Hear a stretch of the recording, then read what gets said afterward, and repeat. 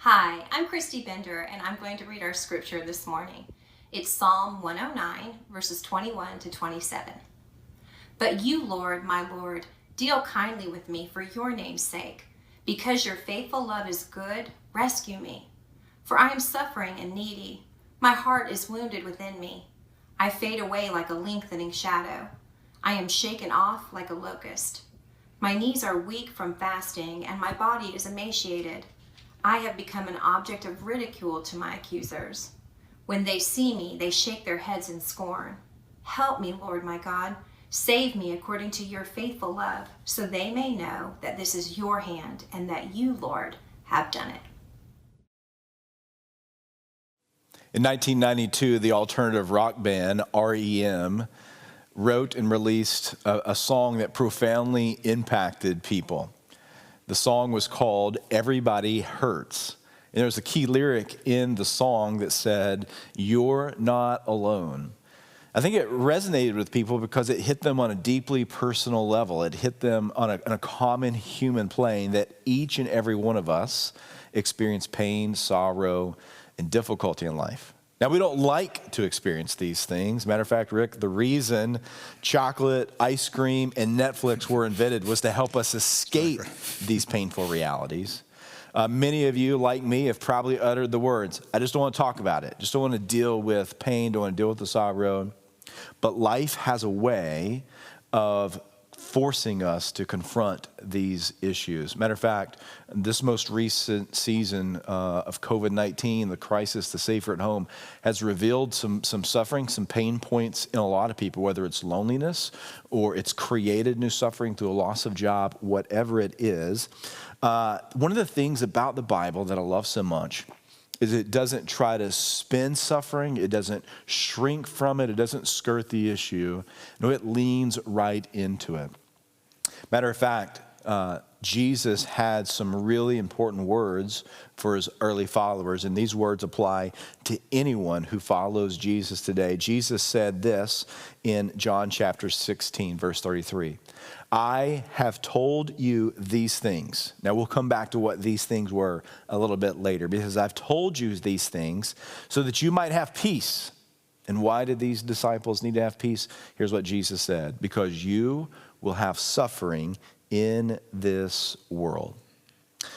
Now, Rick, you've been a follower of Jesus for a long time, and you know something about human suffering. Yep. Pastors are not merely Jesus robots. Right. Well, and you have your own personal journey. I have in my own places of loss or grief or pain. But then also, we as pastors have the privilege of walking into the very sacred places of where people are suffering. And you mentioned, your chocolate and Netflix. These medications or distractions are the natural way and default to do this. And by the time we're done, someone may want to go bake a cake. so, and that's not all bad. So They may have already started. And what I'm about to say may not help. But here's how I enter into this, Brad. The last time I sat with someone who was deeply suffering was a couple of months ago. I'm watching parents my age lose their adult child. I'm watching children lose their mom. I'm watching a husband lose his wife. I'm watching a family and friends from all over the country lose a beloved person. And here's what I said to her. I said, "I have come to the place in my life where I do not say to God, 'You don't know what you're doing.' But today I'm saying to God, 'It doesn't feel like you know what you're doing.'" And we have to enter into suffering in that. We have to be willing to go to that place that this doesn't feel right if we're going to really understand suffering from a biblical, personal, and in relationship to God way. Absolutely. If you're just joining with us or you're new to fellowship, for the last several weeks, we've been in a series called Exiles in Babylon. And what we've observed over these last few weeks is what I just mentioned a few moments ago, that the Bible doesn't skirt this issue. It doesn't try to rose color paint it. We've discovered and been introduced to Daniel, and maybe you remember his friend, Shadrach, Meshach, and Abednego, and you can catch up on the sermons online. But here's how we're introduced to their life. One day, these young men, they're probably late teens, maybe early adults. They're just living their life in Judah. They're probably dreaming about their future, who they're going to marry, what their family might look like. what trade they might enter, what plot of land they'll get to build. And for a young Hebrew boy to dream about his future heritage and lineage was the equivalent of the American dream. Mm-hmm. But one day, the sound of boots coming down the streets fills their community. And these boys who are dreaming about their future in an instant are whisked away. They're essentially a part of a state-sponsored human trafficking invasion.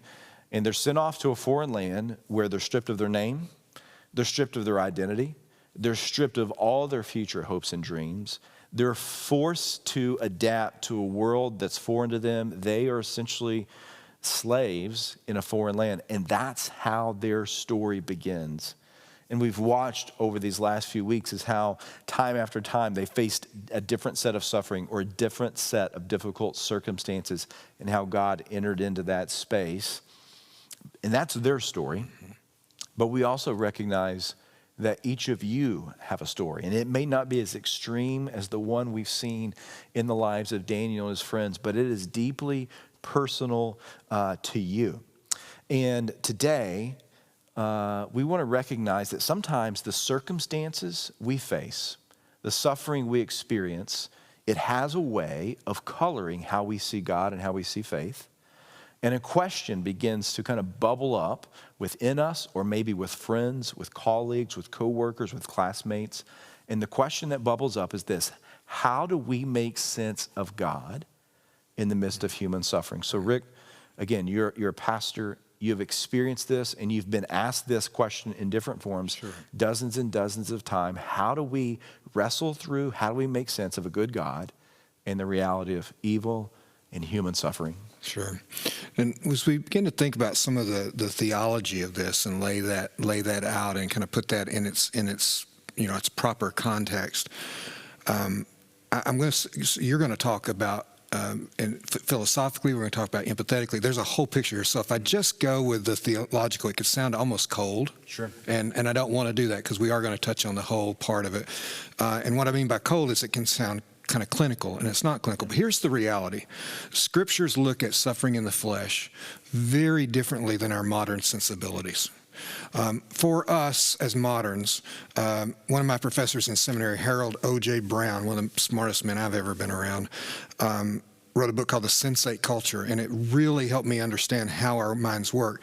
The sensate culture is that whatever we're experiencing in our five senses is that's reality. And that's our greatest good. For those five senses to be good, comfortable, pleased, that's your best deal. Scriptures look at union with God spiritually as the highest good, as the highest expression of His glory, the highest experience we can have in pleasure and in enjoyment. And so the Scriptures really flip the script for us and really reframe what good means and what life is. And so when we come at it with the idea, as I do, that, well, good would mean I feel good. Yeah. And the Scriptures come back and say, well, no, good would mean that by grace through faith, you are in union with and growing closer to who God is. And all through Scriptures, we're going to see that in just everybody we encounter. Peter, who after the cross, before the cross, Peter is like, I'm out of here. This is just too hard. I'm moving on here.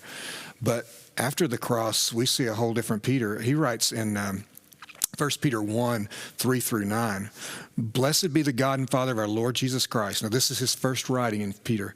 "According to His great mercy, He has caused us to be born again to a living hope through the resurrection of Jesus Christ from the dead, to an inheritance that is imperishable, undefiled, unfading, kept in heaven for you." You can see he's exalting the hope and the spiritual union with God that can't be taken away, that's always there. And he's starting that. He says, who by God's power are being guarded through faith for a salvation to be revealed in the last time. In this you rejoice, though now for a little while, if necessary, you have been grieved by various trials. It does not skirt around it. You're 100% right.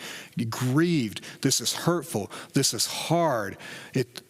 But necessary as a part of this faith journey, so that the tested genuineness of your faith, more precious than gold, then perishes, though it is tested by fire. And I love the word fire because it feels you get burned in pain and suffering, may be found to result in praise and glory and honor at the revelation of Jesus Christ. Though you have not seen him, you love him. And though you do not see him now, you believe in him and rejoice with a joy that is inexpressible and filled with glory.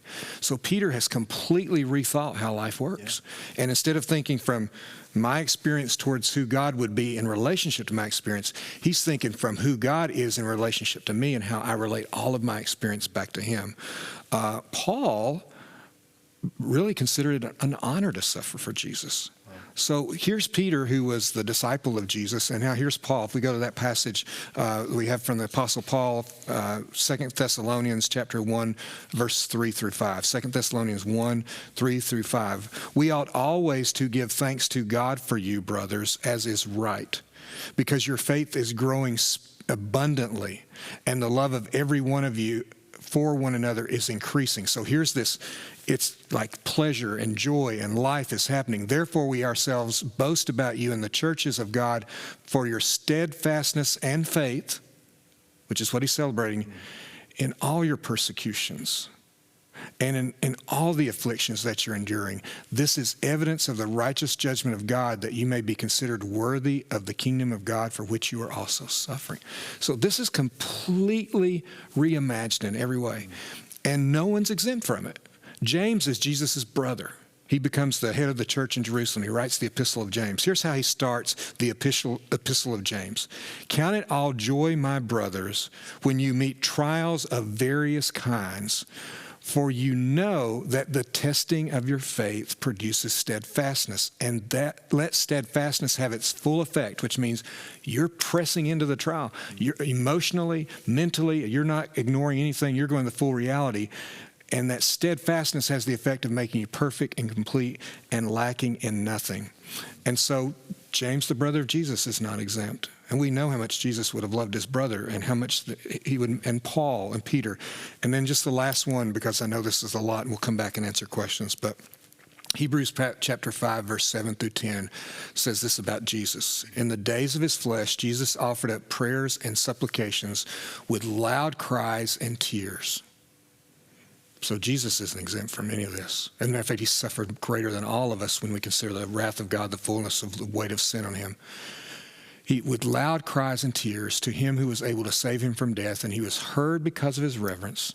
And although he was a son, he learned obedience through what he suffered. Now, this does not mean Jesus was disobedient and then became obedient. What this means is experientially, the same steadfastness of faith, the same triumph of the spiritual union with the Father over the flesh, the same joy and hope that goes beyond this world and all that sin has brought into this world.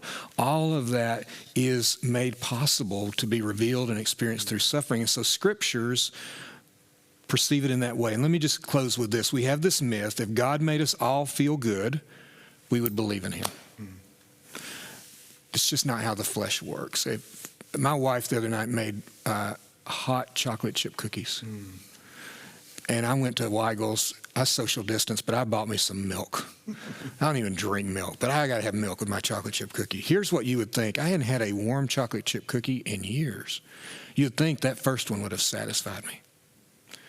After three, I said, okay, I got to cut myself off of this. I've got to stop this.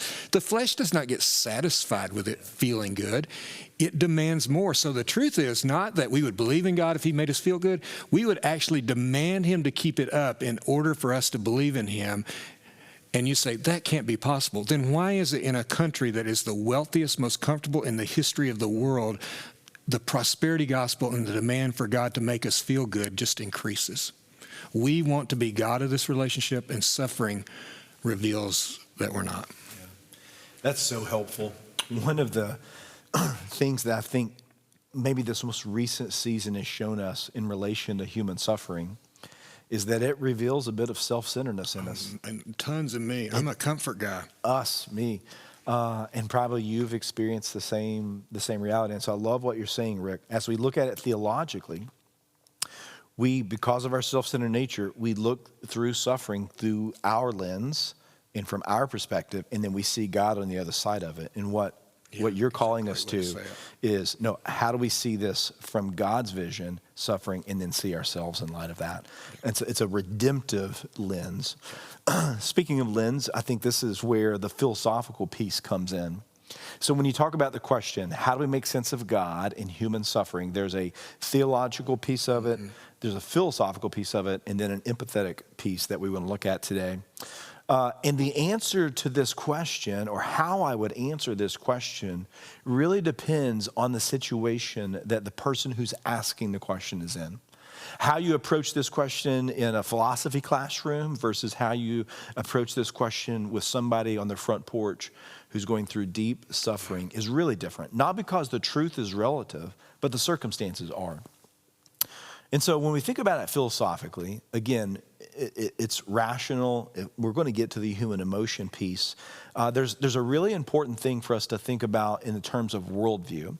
And if you're a part of Fellowship Church Pellissippi, you've probably heard me say this so many times that you're tired of it, but you're just going to have to get used to it because I'm going to say it as long as I have breath. It is important for us to remember, Rick, that we see the world, we experience life, including God, through a biased lens. Yeah. We have a grid through which we see and interpret and process and then make calculations. None of us naturally, none of us instinctively look at life or experience life objectively. Yeah, very true. So we have to kind of step out of ourselves and we have to think through this.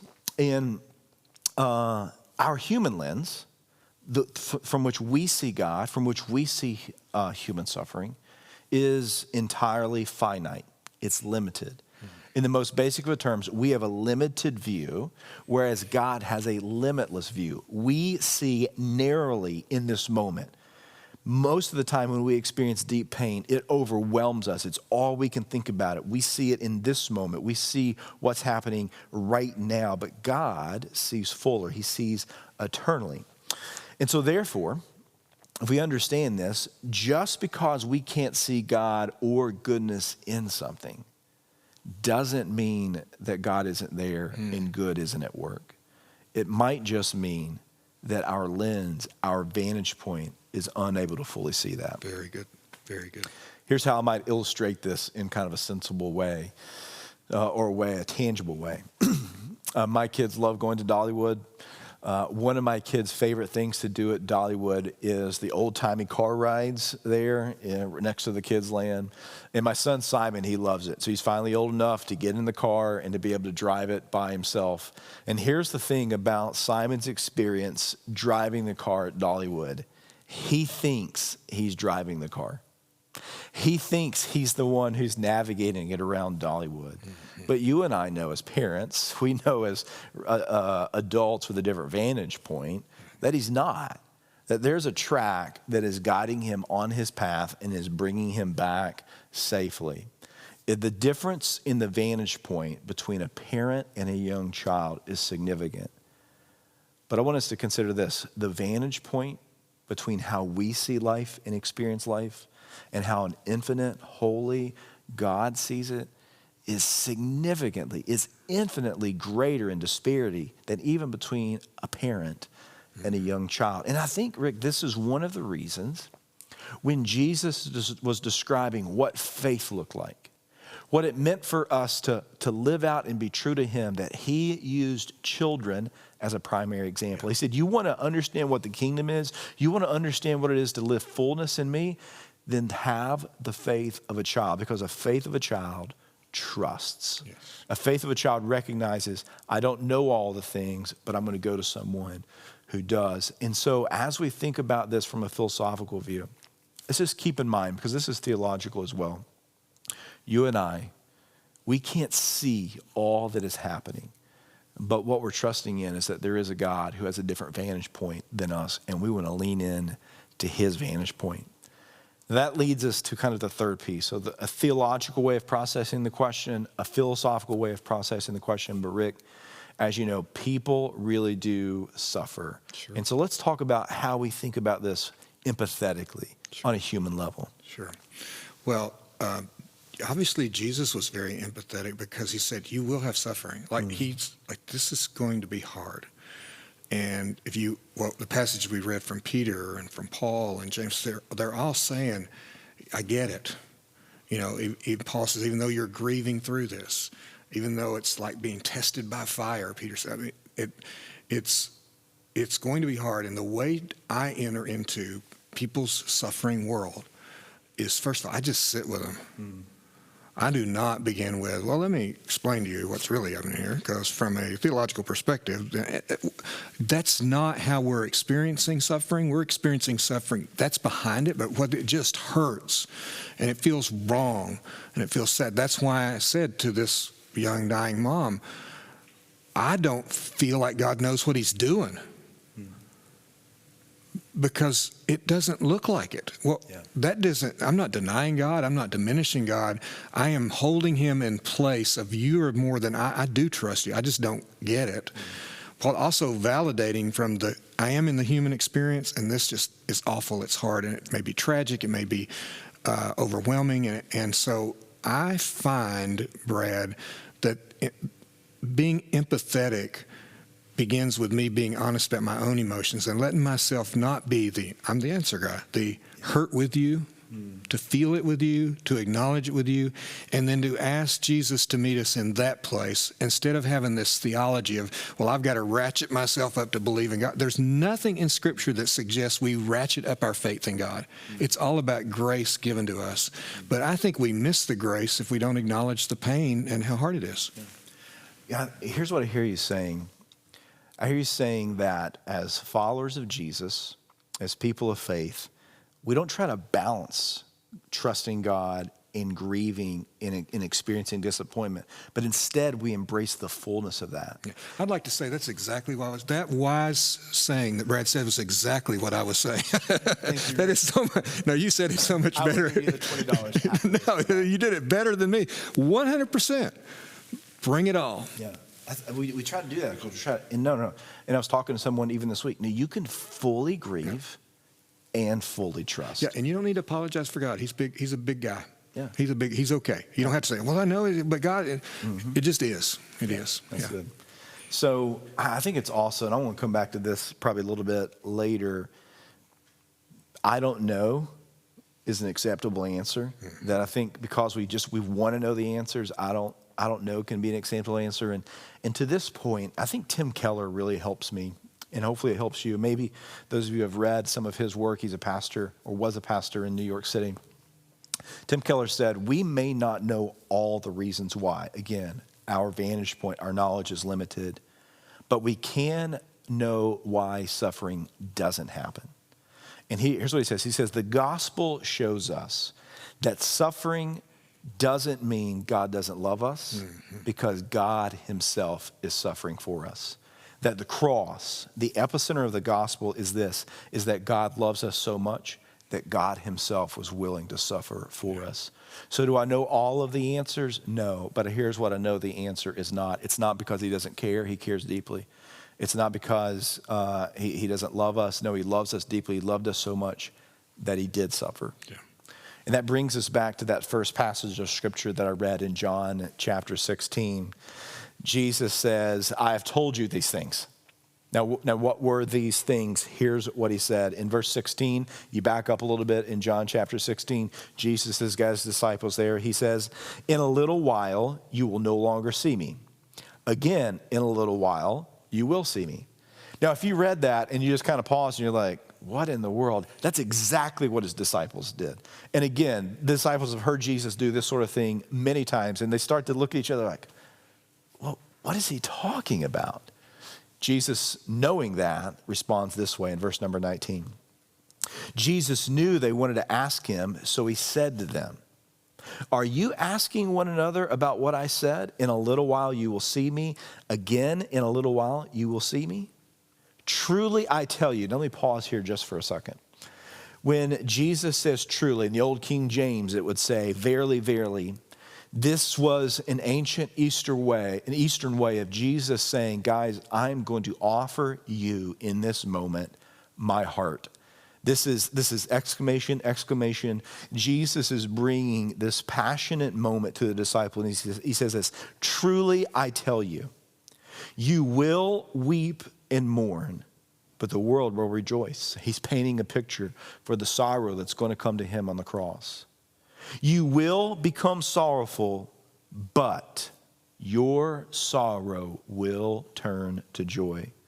When a woman is in labor, she has pain because her time has come. But when she has given birth to a child, she no longer remembers the suffering because of the joy that a person has been born into the world. So you also have sorrow now, but I will see you again. Jesus is referencing his resurrection. He's referencing that all of their pain is going to be undone in his resurrection. Here's what he says. He says, your hearts will rejoice, and no one, because of the resurrection, no one, nothing, no suffering, no pain, no loss, no heartache will be able to take away your joy from you. Because what I am doing for you in the cross, and then what I will do in victoriously conquering death, sin, and pain, no one will be able to take our joy from you. And then he finishes with these words. I've told you these things about the sorrow, about the pain, about the hope that's going to come, so that you may, in me, in Jesus, not in jobs, not in security, not in economy, not in blessing, not in somehow another avoiding difficult things, but in me you may have peace. Because you will have suffering in this world, and here's the part I left out earlier on. Be courageous. I have conquered the world. And so here's what Jesus is saying, and here's kind of where I would leave us before we go into our questions and answers. Jesus is asserting that we're not going to have all of the answers today, but because of his resurrection, a day is coming when all of our questions are going to disappear. Yeah. And that's going to be really great. And it's in him. You're when you drill down at that point, Brett, I hope everyone heard that you just can't find this anywhere else. The peace he's offering is in the person of Jesus. Absolutely. So we want to wrestle with this just a little bit more through some questions and answers. We're going to invite Kyle Landis to join us. And Kyle is the pastor of church mobilization for Fellowship Church. Those of you at Pellissippi know him also as one of our elders. Well, guys, this has been such a gift to listen to you guys talk about these things. And so here's what I want to do. I want to do the thing that we don't often do in church, and certainly don't do in a Sunday morning gathering, is I want to press into some of those questions that we might have in our hearts that we might feel, is this the right place to ask it, sure. Right? And so maybe this is good because we're hiding behind the camera, but maybe you're out there and you're thinking through these things. And as I'm listening to you guys talk, the question keeps coming back to me. It's the age-old question that I've asked long before COVID-19 is, why does it feel like good things happen to evil people, right? And evil happens to good people. And I know the church answer is, well, God's got it all in control. But it sure feels like God is letting this leash out on evil in a really unique way. How would you guys answer that question? Yeah. You want to go first or me? No, I don't want to go first, but I will. So I'm going to answer first with just an experience, 30 seconds. Decade ago, I was walking through Auschwitz, and it was appropriately a dreary November, rainy, cold, foggy. It just felt dark, and and everything was just darkening, and I felt like I just want this thing off of me. Like I think I'm ready to get out of here. Well, just then, a group of Jewish high school students on an educational journey, which I can't imagine what it's like to be a Jewish high school student to walk through there.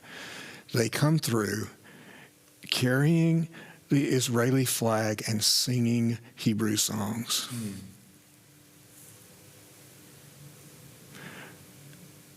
And for a moment, I thought, one day. So, back up to that. On a micro level, I can't explain to you why that happened to that person, this happened. It is not within, to Brad's point, it's not within my purview to know that. I can answer and say, well, God does, I don't even, like, here's another evangelical Christian myth. Oh, we know what God's doing. No, we don't. We don't know what God's doing. We know who he is. And scriptures have made it very clear to Brad's point, that God's character is not being evaluated by that moment. And so that's where we started. God's character is not being evaluated by that moment. Now, what do I do in the midst of that? How do I walk through that? How do I live through that? And what I want to do with that is think, boy, the one thing that really matters is how God's actually working in my life and through who I am and what he's trying to bring me into relationship with. And I can't explain that, because the biggest issue, Kyle, the issue is not explaining suffering. The issue is explaining grace. Sin is, we want to make sin into, oh, I did a bad thing, God forgive me. Sin is the root of all the evil, and it's the symptom for all the evil, person and the suffering and all that, and it's so pervasive. What is more difficult to understand is why there's grace in the middle of suffering. And why there's grace. We think grace is not suffering. No, grace is in the middle of suffering. God is there. And so I want to kind of flip that and say, the really big question is, well, how do you explain grace? Because sin has so corrupted everything, there shouldn't be anything but evil here. Does that make sense? I hope that doesn't sound like I'm just standing back and making a big idea, but it's true. No, it's really good. And I think we approach these questions with the same prisms that we look through in the message. There's the theological piece, which you touched on, the empathetic piece, which you certainly touched on so powerfully there. But if I could just kind of bring it to the philosophical, then end with the theological, I think maybe the why do bad things happen to good people and good things happen to bad people? I think there's a bit of a myth there too. Here's what the scripture says, and I think here's what reality says, is good things happen to good people, bad things happen to good people. Good things happen to bad people or evil people, and bad things happen to bad people. That's where it's at.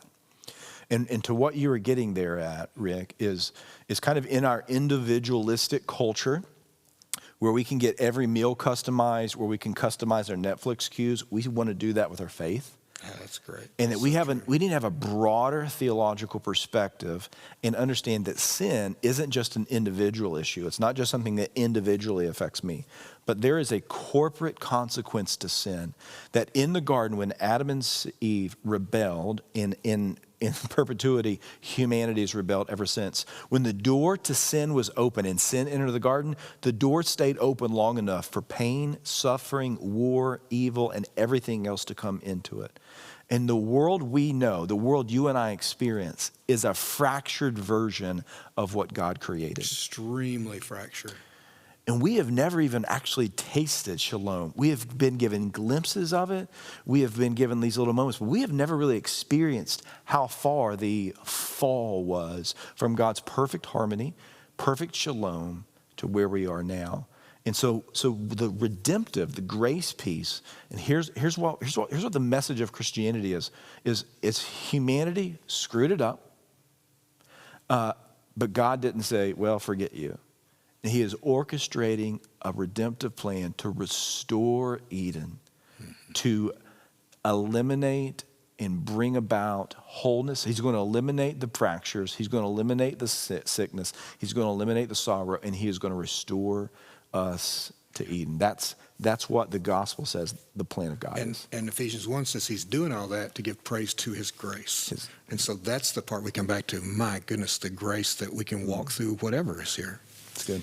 Well, let me press you a little bit deeper, right? So I'm hearing you guys talk about who this God is and how far we have come from his perfect grace. But suppose I'm talking to a friend who's an unbeliever, right? Not a Jesus follower, maybe a new Jesus follower, or even somebody right now who's wrestling with their faith in light of COVID-19 and saying, if God is sovereign over all of this, right? If God at any point in time could just peel all this back, he could wipe this virus from our planet, everybody be healed in an instant. Explain to me, how can I love a God like that? How can I submit my life to a God like that when in fact at any moment he could snap his fingers and I'll be gone? I'll bring it down even a deeper level. If my kids, right, whom I love deeply, were in a place where evil was taking place to them, and they saw me as a dad who could actually do something about it and actually put a stop to it, but I didn't, there would be a lot of confusion. Like, can I love him? Can I trust him? So talk about this even deeper on that level of how do we look at God in light of the fact that he could pull this all back at any point? All right, I'll start, and then you can clean up my mess. So I think, Kyle, the question there, to some extent, is, okay, I mean, why? Why would God allow this evil? Why does he stand by? It's just hard for even us to put into categories. How can God be good and there even be evil? And so here's what kind of maybe a philosophical, theological piece that I think is really helpful. I think that question's legitimate. I think it's a good question. I think it's one I've wrestled with. But I think for us to be really good thinking people, we need to ask questions about our questions. And so that question is presupposing something. That question is presupposing that there is a standard for good. That question presupposes that we should be upset at evil, that we should somehow or another have discomfort with sorrow and suffering. And so if there is some sort of standard of goodness, of perfection, of righteousness, where does it come from? And that was the question that C.S. Lewis struggled with. For those of you who are familiar with C.S. Lewis, it's important to remember that C.S. Lewis wasn't a pastor. He wasn't a Christian worker. He was a layman. He was a literature expert, professor, who wasn't a believer. He was an atheist through his 20s. He doesn't become a Christian till his early 30s. And the question he wrestled with, and the question Tolkien, his friend, helped him kind of come to was, why does the lack of justice or unjust realities even bother me? The only reason I've discovered something that is unjust is because there must be some sort of standard of what that is. And so here's kind of the crux of where I'm going. I really am fairly convinced that there are some questions, this is one of them, that we'll never have emotionally satisfying answers to. That no matter how we approach it rationally, it won't necessarily satisfy us emotionally. But the alternatives, answers to these questions, aren't emotionally satisfying either. Atheism doesn't emotionally satisfy this question because here's what we're saying. We're saying we really have two options. Either there is a purpose to the pain. There is a purpose to the suffering. There is some sort of plan that's going on, and we can't see it, or even we disagree with it, but it's purposeful. There's order, or it's chaotic, it's random, it's meaningless. And I think one of the great, the greatest faith a person could have would have to be this, that to believe that the beginning of life is meaningless. That we are just a random set of cells and molecules that came as a result of some sort of random happening, and at the end of our life is meaningless, that we die and it's just over. But somehow or another, between the random meaningless beginning and a random meaningless ending, there's meaning there. Mm-hmm. Now, how does that have meaning? Now, I think while it's not emotionally satisfying, the Christian response is this: the resurrection informs us that there's hope. Speaking of Lewis and Tolkien, there's this moment in Lord of the Rings, Return of the King, where Sam Gamgee looks to Gandalf and says, I thought you were dead. Wait a minute, I thought I was dead. Does this mean every sad thing comes untrue? And Gandalf responds by saying, a great shadow has departed, and there's laughter and there's joy like you've never experienced before. And Tolkien is presenting to us this picture of resurrection hope, that here's why I believe the resurrection is true, because of the evidence, but also I am trusting in the resurrection hope that all the sad things are going to come untrue. And that's where I put my hope in this. Yeah, and it's such a great answer. I'll just add on the empathic part. I would say, and I have said to someone who is not a believer and saying, I would say this: pray to God and say, God, it feels so hard and so hurtful and so grievous to watch my child suffer. And listen to your God say, yeah, I know what that's like. Mm-hmm. God, it is to sit and watch injustice be poured out on someone I love, or to suffer at the hands of someone who has no right to do this to me. this is, and he say, yeah, I've been there. I've been there. Betrayal, poverty, humiliation, rejection, denied by us. I mean, there's nothing in the human. It's why Hebrews says when you come to Jesus and you say his throne of grace, he's like able to, I get it. I get it. And that's the God I know. Not a God who fixes everything, because there's more going on than what we see here. But a God says, I get it. And I'm not going to leave you alone in that. And all you do, that's the grace. So that's where I point people towards. And I say, I know you may not believe that. I'm not trying to convince you. I'm just saying he's that kind of God and that kind of grace. And until he speaks that to you, you're not going to believe it anyway. So just go to him.